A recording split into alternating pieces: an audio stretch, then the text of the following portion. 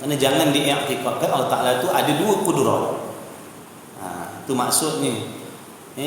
Berbilang-bilang pada sifat yang sama. Yang kita iktikadkan Allah Ta'ala itu memiliki banyak sifat kesempurnaan. Allah Ta'ala itu memiliki banyak sifat kesempurnaan, sifat kamalat, sifat kesempurnaan yang wajib ada pada zat Allah itu banyak, tidak terhitung banyaknya. Itu apabila ditilik daripada jenis yang berbeza. Bila tilik daripada jenis yang berbeza, sifat kesempurnaan Allah itu banyak, tidak terhitung. Sifat wujud lain, sifat qidam lain, sifat baqa' lain, mukhalafah lain, qiyamuhu lain, sama' lain, basar lain, dan seterusnya. Jadi tilik kepada jenis-jenis yang berbeza, sifat Allah itu banyak, tidak terhitung. Tetapi apabila ditilik pada tiap-tiap satu sifat itu, contohnya ditilik sifat kudrat, maka ada satu sahaja sifat kudrat pada Allah. Faham tak tu? Kalau orang tanya Allah ada berapa sifat kudrat, jawabnya satu. Yang banyak ta'alluq bagi sifat tu. Apa maksud ta'alluq bagi sifat? Urusan sifat tu yang banyak. Sifat kudrat Allah satu, tapi peranan kudrat tu banyak. Ta'alluq tu maknanya peranan sifat, tugasan sifat lah. Peranan dia banyak. Sifatnya satu, kudrat ada satu saja pada Allah, tapi dengan kudrat yang satu itulah Allah menciptakan segala makhluk. Allah meniadakan apa-apa makhluk yang dia tak kehendak. Apa saja yang Allah kehendak Allah jadikan. Apa benda yang Allah Ta'ala tidak kehendak Allah binasakan. Itu peranan sifat kudrat tu yang banyak. Adapun sifat kudrat Allah hanya satu sahaja. Begitulah juga dengan sifat-sifat yang lain. Kalau nak ditanya Allah Ta'ala memiliki berapa sifat ilmu, maka jawabnya Allah hanya memiliki satu sifat ilmu. Tetapi dengan ilmu yang satu inilah ta'alluq bagi sifat ilmu yang satu ni lah banyak, meratai, meliputi perkara yang wajib, meliputi segala perkara yang mustahil, meliputi segala perkara yang harus, semuanya ada di dalam ilmu pengetahuan Allah Subhanahu wa taala. Begitulah juga contohnya kalau dalam kitab ni dikata ada dua kudrat, ada tiga kudrat, dan berbilang-bilang sifat ini dinamakan kam muttasil pada sifat. Makna bilangan yang bercantum, bilangan yang bergabung pada sifat. Ada 3 kudrat bergabung di zat Allah.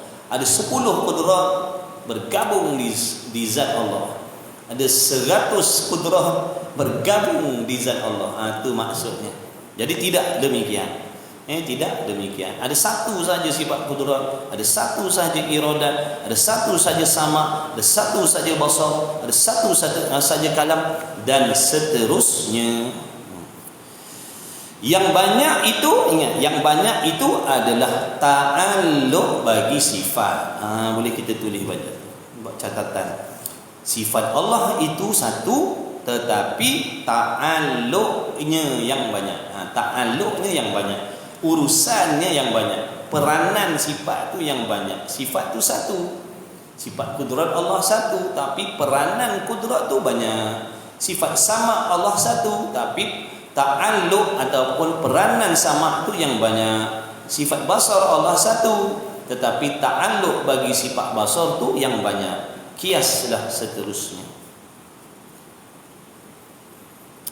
Dan bahawasanya tiada bagi yang lain daripada Allah Subhanahu wa taala sifat, ataupun kita tambah sikit ayatnya, tiada ada bagi yang lain daripada Allah Subhanahu wa taala memiliki sifat yang menyerupai akan satu sifat daripada segala sifatnya, sifat Allah. Contohnya nak dikatakan ada di sesuatu tempat ataupun ada di suatu masa, makhluk ni dia memiliki sifat yang sama macam sifat yang ada pada zat Allah. Seperti Mereka mengiktikadkan ada yang selain Allah memiliki sifat ilmu pengetahuan sama seperti ilmu pengetahuan Allah. Maka itu hukumnya mustahil. Jangan menyengutukan sifat Allah.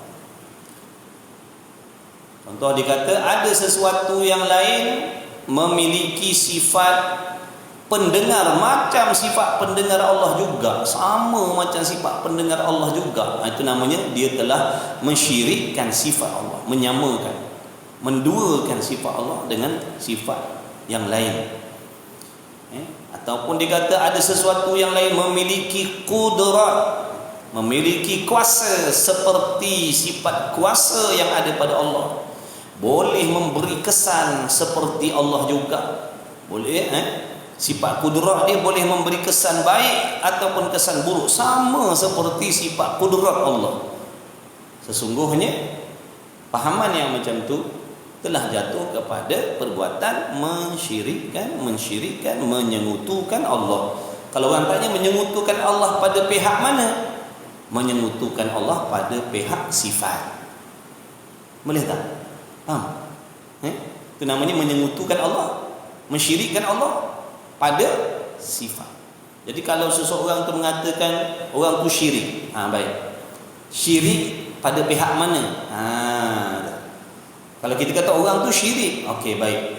Syirik ni makna menyengutukan Allah. Menyengutukan Allah pada sudut yang mana? Adakah dia menyamakan zat Allah dengan yang lain, ataupun dia menyamakan sifat Allah dengan sifat yang lain, ataupun dia menyamakan perbuatan Allah dengan perbuatan yang lain? Sebab bila disebut syirik ni dia tak boleh lepas daripada tiga benda tu, salah satu. Contohnya dia beriktikad ada Tuhan yang lain, itu menyamakan zat Allah. Ataupun dia mengatakan si fulan tu dia memiliki kudrat macam Allah, dia boleh memberi sesuatu. Dia boleh memberi sesuatu, dia boleh memberi mudarat. Maknanya yang dimaksudkan di situ ialah mensyirikkan sifat Allah. Dia dah menyamakan kudrat makhluk seperti kudrat Allah. Ingat baik-baik, dalam hati kita wajib beriktikad, pegang sungguh-sungguh, jazam. Tidak ada kudrat yang selain daripada Allah yang boleh memberi kesan. Ingat tu, itu akidah, pegang baik-baik. Tidak ada kudrat yang lain, tidak ada tenaga yang lain, tidak ada kuasa yang lain yang boleh memberi kesan, memberi manfaat ataupun memberi mudarat. Yang boleh memberi kesan baik ataupun kesan buruk itu hanya kudrat Allah sahaja. Adapun kudrat, sifat kudrat yang ada pada makhluk tidak boleh memberi apa-apa kesan, sama ada kesan baik ataupun kesan buruk. Kita kata yang memberi kesan sampingan itu pada adat, pada sebutan, tetapi hakikatnya yang memberi kesan sampingan tadi Allah. Bila dia makan ubat ni ada kesan sampingan. Asbab daripada makan ubat tadi ada kesan sampingan. Siapa yang memberi kesan sampingan tadi? Allah. Tapi kalau dia mengiktikadkan ubat itu yang memberi kesan sampingan, sesungguhnya dia telah menyekutukan sifat kudrat Allah dengan sifat kudrat makhluk. Maknanya dia beriktikad pada ubat tu ada suatu tenaga yang boleh memberi kesan. Dia mengiktikadkan nasi itu ada tenaga yang boleh memberi kesan mengenyangkan. Jadi kita ni sebenarnya wajib memastikan keadaan kita duduk dalam keadaan betul setiap waktu. Nak makan pun kena ada iktikad yang betul. Nak minum pun mesti ada iktikad yang betul. Nak bekerja cari duit pun kena ada iktikad yang betul. Jangan sampai kita mengiktikadkan usaha kita mencari rezeki itu yang memberi rezeki kepada kita, padahal usaha itu tadi sebagai sebab sahaja. Inilah perlu kita belajar akidah ni untuk kita guna sendiri. Maknanya setidaknya bila kita bekerja kita tahu hakikat yang memberi aku rezeki ni mewah ke, kaya ke, bukan siapa? Allah. Dah yang kita berusaha itu sebab yang tak boleh memberi kesan pun. Allah Maha Kuasa nak memberi aku kaya dengan aku tak bekerja. Allah Ta'ala Maha Kuasa nak memberi aku rezeki tanpa aku berusaha. Allah Maha Kuasa. Allah nak memberi sesuatu tanpa syarat, tanpa sebab. Tetapi Allah Ta'ala membuka peluang kepada kita untuk melakukan sebab-sebab tadi, kerana daripada sebab yang kita buat itulah diberi ganjaran pahala. Itu hikmah Allah jadikan sebab. Padahal Allah tak berhajat sikit pun pada sebab tu. Allah boleh je nak jadikan kita kenyang 24 jam seumur hidup tanpa makan apa-apa tapi Allah jadikan sebab. Nak kenyang kena usaha makan, nak makan pula kena usaha cari rezeki. Tu usaha-usaha tu semua pahala lah tu. Sebab tu kita bekerja ni niat biar betul. Nak bekerja cari duit ni niat yang betul. Aku bekerja ni kerana nak memudahkan urusan ibadat aku dengan Allah. Barulah pekerjaan kita itu termasuk di dalam ibadat yang diberi pahala. Siapa yang kata begitu? Imam Ghazali pesan. Kalau kita berusaha mencari duit, mencari rezeki, tak kisahlah berniaga ke ataupun kerja sendiri, kerja kerajaan, kerja swasta, niaga sendiri. Kalau seandainya kita ni, aku nak cari duit ni supaya aku mudah nak menunaikan kehendak, keinginan nafsu tu. Nak berjalan senang, nak makan mewah-mewah senang, nak beli gini senang, nak beli itu senang. Itu niat dia mencari rezeki tadi. Maka kata Imam Ghazali, tidak dicatat sebagai pahala. Tak faham. Sebab niat dia mencari rezeki bukan tujuan beribadat, tetapi untuk apa? Memenuhi kehendak nafsu. Nak mewah, bukankah nak mewah itu nafsu? Nak kaya, bukankah itu nafsu? Nak mudah berjalan, bukankah itu keinginan nafsu?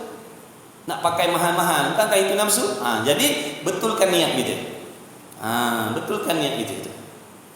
Aku bekerja, aku keluar cari nafkah ni, aku berniaga ni sebab nak memudahkan urusan ibadat.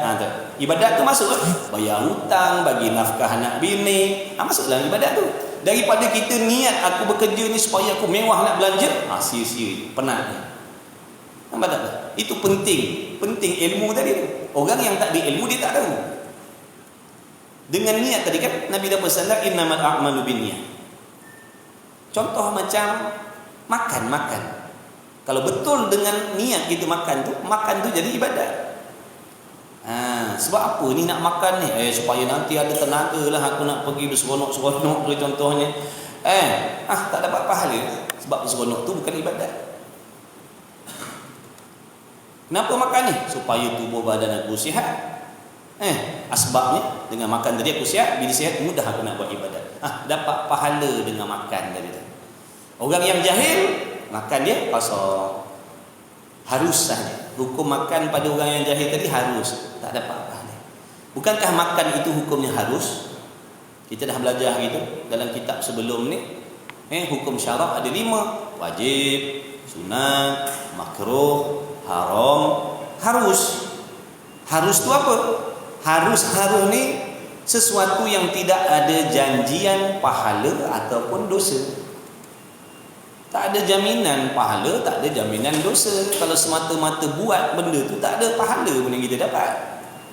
Nak makan diri makan tu hukumnya harus. Dapat pahala tak dengan makan? Tak dapat. Lepas tu berdosa ke kalau makan? Tak dosa. Bila masa yang makan ni boleh jadi asbab dapat pahala?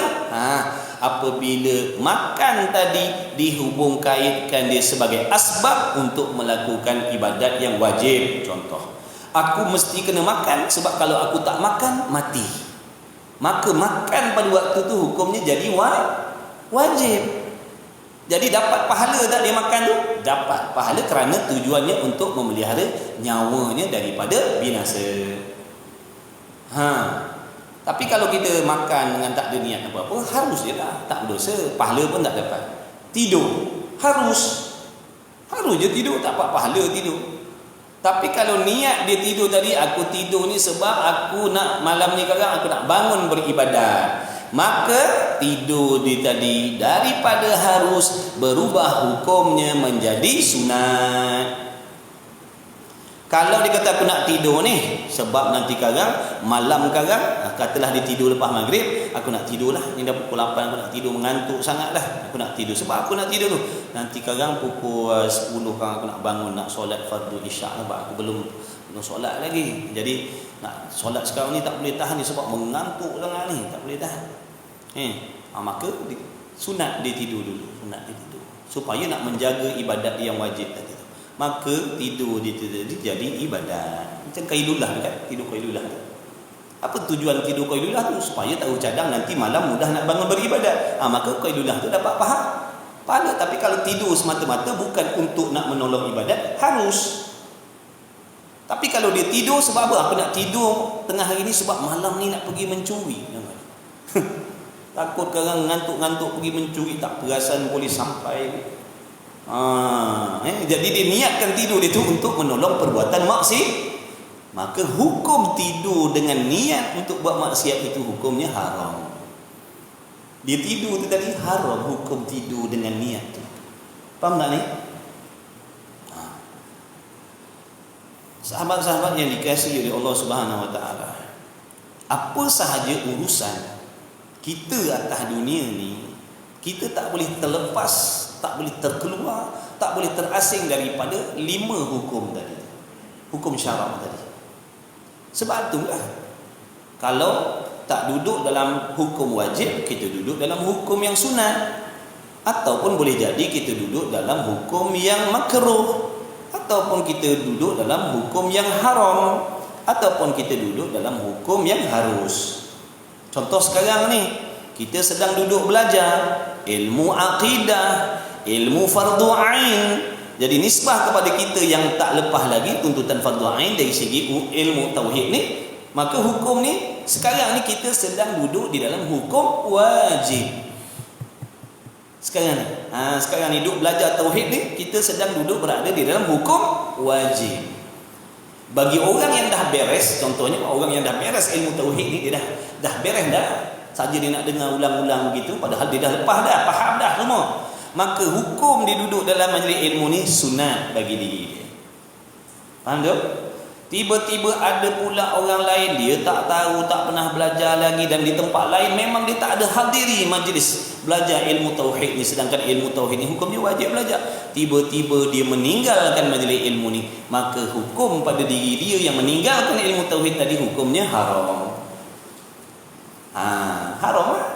Sebab benda wajib ditinggalkan, kecuali di tempat lain dia ada belajar, kecuali tempat lain dia ada ikut pengajian tauhid. Di kampung ni ke, di mana-mana tak kisahlah, tak peduli dah, mana dia ada belajar tauhid. Selain daripada sini dia ada kelas tauhid, dia ada mengaji akidah. Jadi dia tak hadir di sini pun tidak berdosa. Yang dosa ni macam mana? Di rumah pun tak ada belajar tauhid, di surau pun tak ada belajar tauhid, di masjid pun tak ada, di mana-mana pun tak ada, tiba-tiba di sini ada pula. Maka wajib dia hadir yang di sini. Kalau dia lari, hukumnya haram, dosa. Faham ni? Jadi cari rezeki pun macam tu.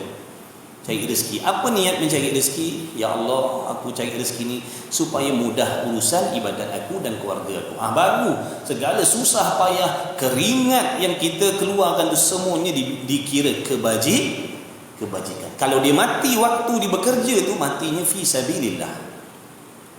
Matinya di jalan Allah tu. Nampak tak? Kalau kita tak meletakkan niat kita di tempat yang betul, Allah, sia-sia. Sia-sia. Imam Ghazali kata, segala kesusahan, segala kepayahan yang kita buat atas dunia ni, kalau bukan tujuan ibadat, semuanya sia-sia, tidak diberi pahala oleh Allah. Kesusahan kita perah tenaga kita perah perasaan kita, kadang-kadang kita macam-macam lah kita korbankan, susah payah kita, tapi niat itu bukan untuk ibadat, untuk seronok-seronok contohnya. Adakah dapat pahala? Dah. Imam Ghazali kata dah. Sebab hidup kita ni tujuannya ibadat. Maka bila sesuatu yang kita buat tadi bukan urusan ibadat, maka tak diberi pahala oleh Allah. Itulah pentingnya niat tadi tu. Innamal a'malu binniyat lah.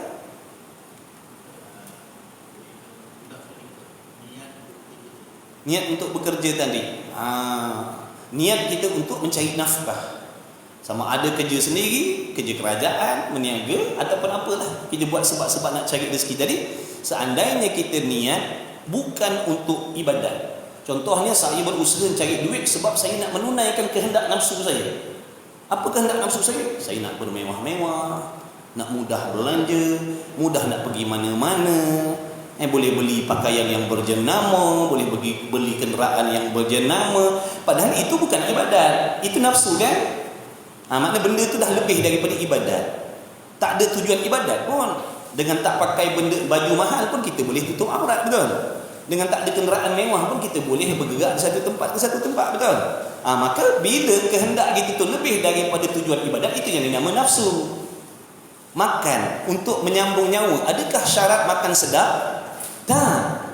Dengan makan yang biasa pun boleh jadi asbab, maknanya terjaga nyawa kita. Tapi bila kata nak makan sedap-sedap, itu dah pergi ke nafsu tadi tu.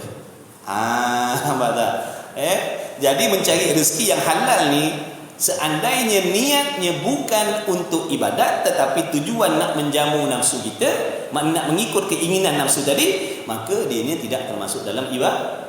Tak masuk dalam ibadat. Sia-sia lah. Dosa ke? Dah, tapi sia-sia. Sepatutnya boleh raih pahala di situ.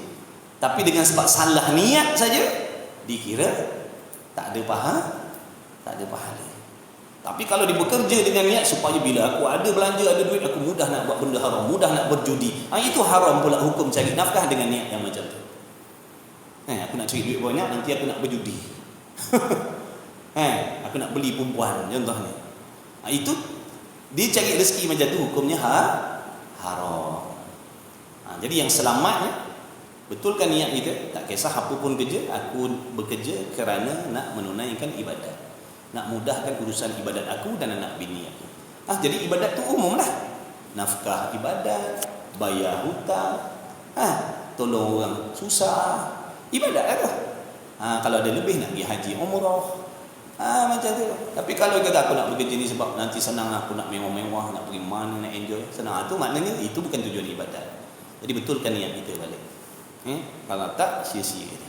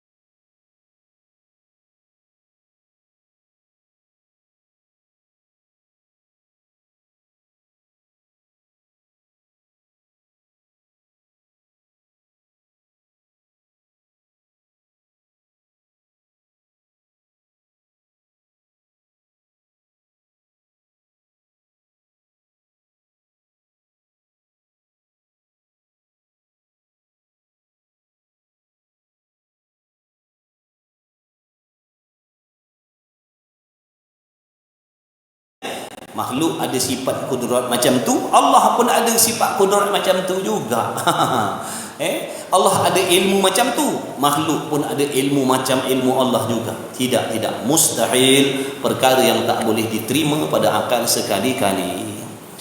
Dan dua kam ini, dua kam makna dua bilang-bilangan tadi. Yang pertama bercantum pada bercantum pada zat, pada sifat, pada perbuatan. Yang kedua bercerai pada zat, bercerai pada sifat. Jadi dua-dua kam ini ternafi keduanya dengan wahdaniyah pada sifat. Makna menafikan ketunggalan sifat Allah tu. Barang siapa yang mengiktikadkan Allah Ta'ala ada banyak sifat kudrat, sesungguhnya dia telah menduakan sifat Allah. Barang siapa yang mengiktikadkan ada yang lain memiliki kudrat seperti Allah, dia juga telah menduakan sifat Allah. Itu maksudnya. Dan bahawasanya tiada baginya Allah perbuatan yang menyengutui akan dia Allah padanya, pada Allah oleh yang lainnya. Dan sekutu ini dinamakan kam muttasil pada af'al. Ini masuk kepada bahagian yang ketiga pula, iaitu menyengutukan Allah pada perbuatan. Jadi jangan menyengutukan pada perbuatan Allah. Jangan disekutukan perbuatan Allah dengan perbuatan yang lain. Itu maksudnya. Yang pertama, jangan disekutukan zat Allah dengan zat yang lain. Seperti dikatakan Allah berjirim berjisim, seperti dikatakan Allah bertempat berpihak. Ini contoh menyengutukan zat Allah. Kerana yang bertempat berpihak itu zat makhluk, jirim jisim tadi. Yang kedua, jangan disekutukan sifat Allah dengan sifat makhluk.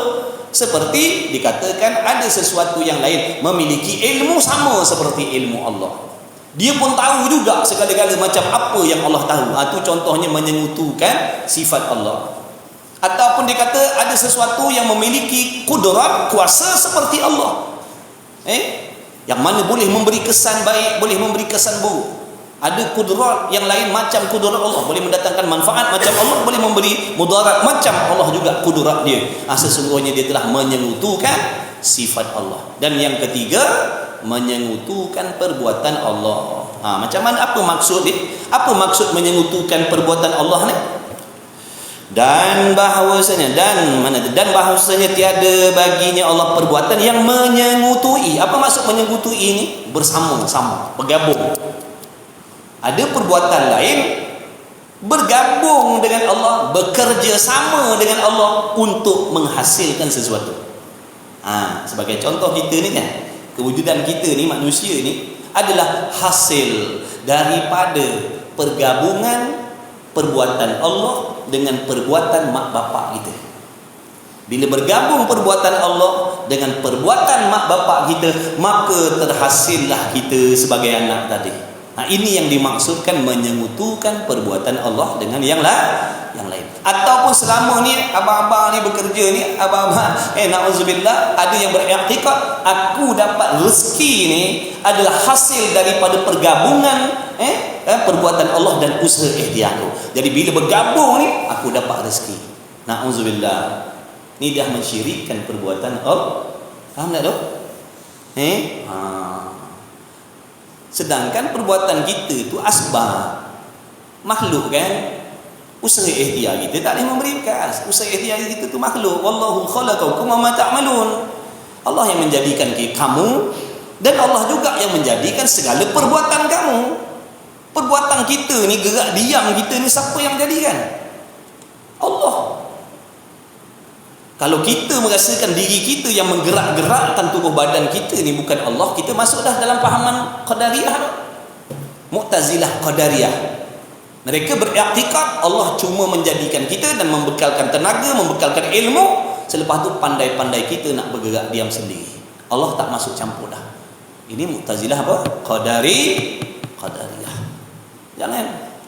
Jadi kita belajar ni nak pastikan pegangan aku selama ni macam mana. Kalau salah betul kan? Kalau betul alhamdulillah. Jadi tak rugi belajar. Tak rugi belajar. Ada orang lah, ada sahabat kita kata, ada kawan-kawan kita mengatakan belajar tauhid ni tak wajib pun. Kita bukan nak berhujah.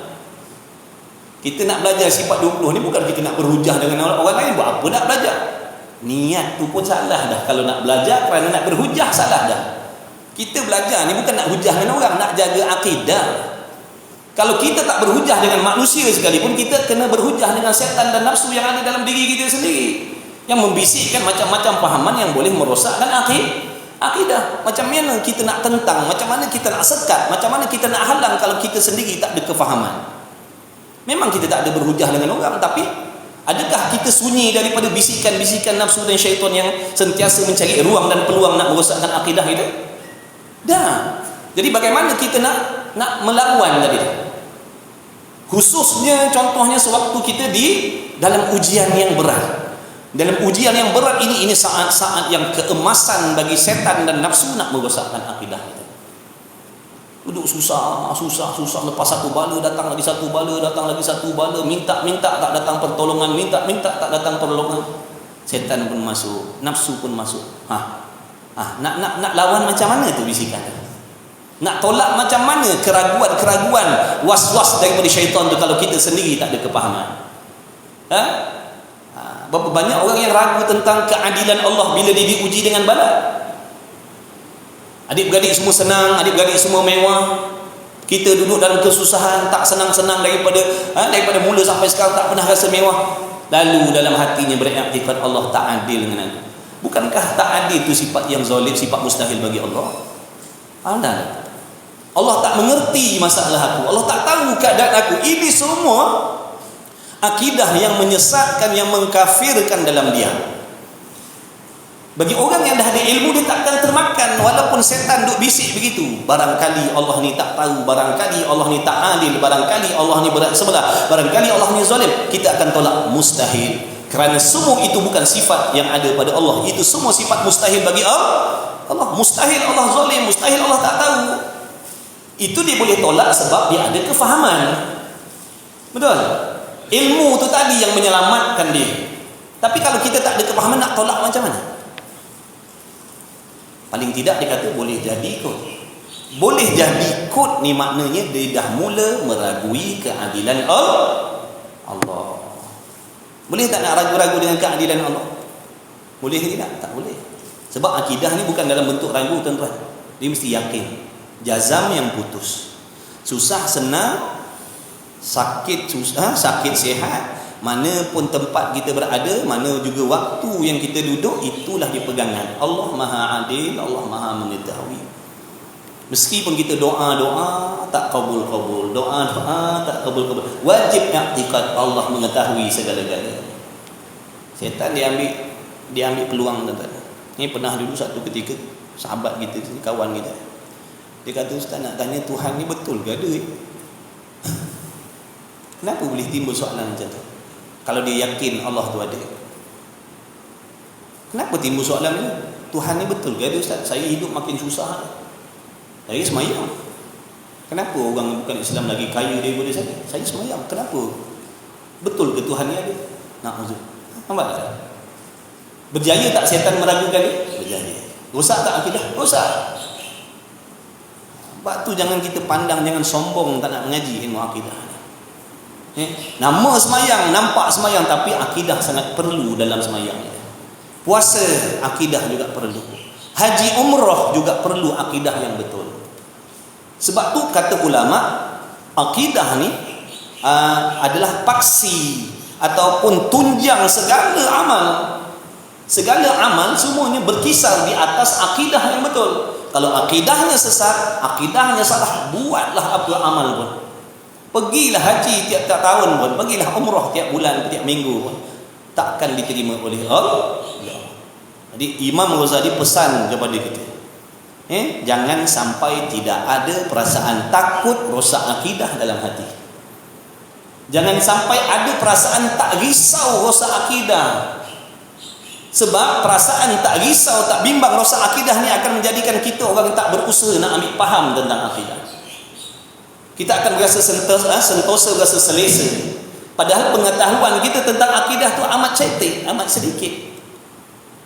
Tidak semestinya kita mengucap la ilaha illallah tu kita faham apa yang dimaksudkan dengan ikrar dan sumpah kita tiada Tuhan tu.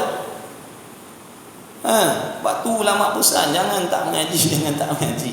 Sebab apa tu? Dia sayang kita, tuan-tuan. Padahal bukan ada hubung kait darah daging pun.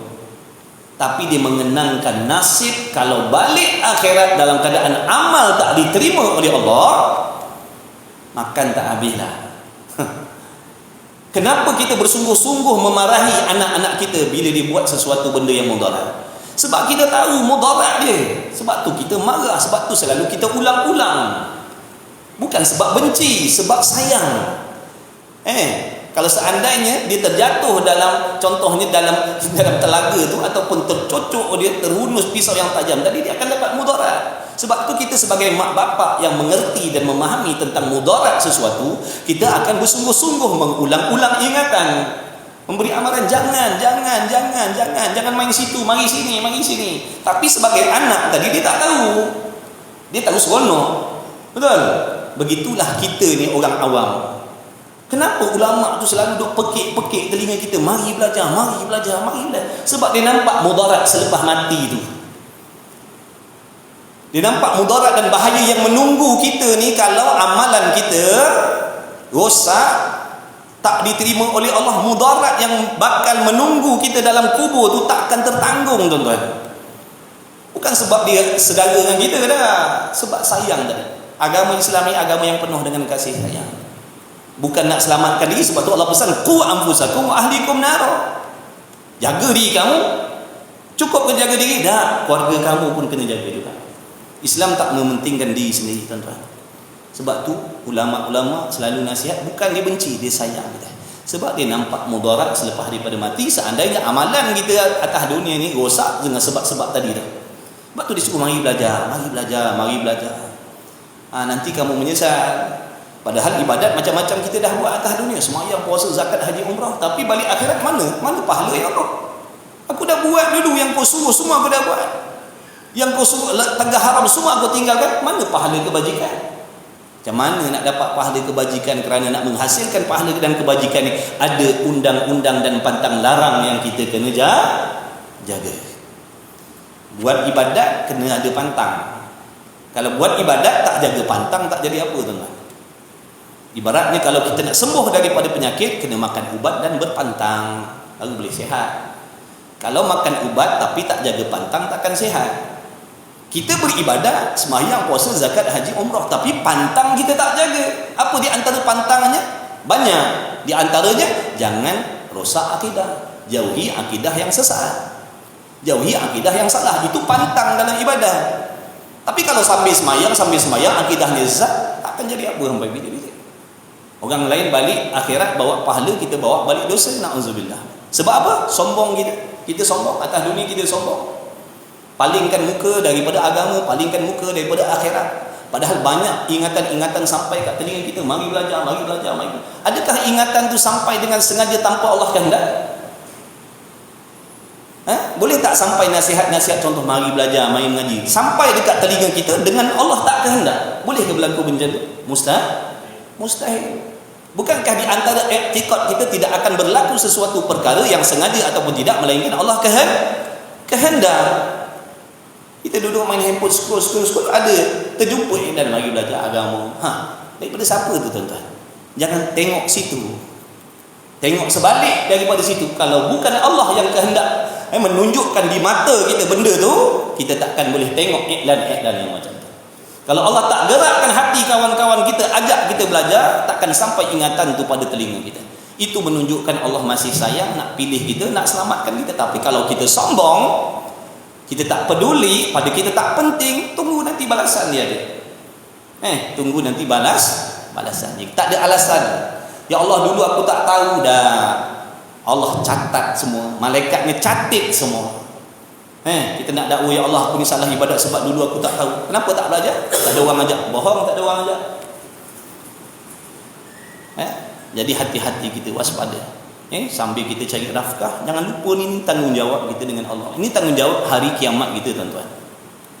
Kalau kita sanggup bekerja atas dunia sebab tak nak susah di atas dunia yang sementara ni, adakah kita sanggup nak susah di dalam negeri akhirat yang selama-lamanya?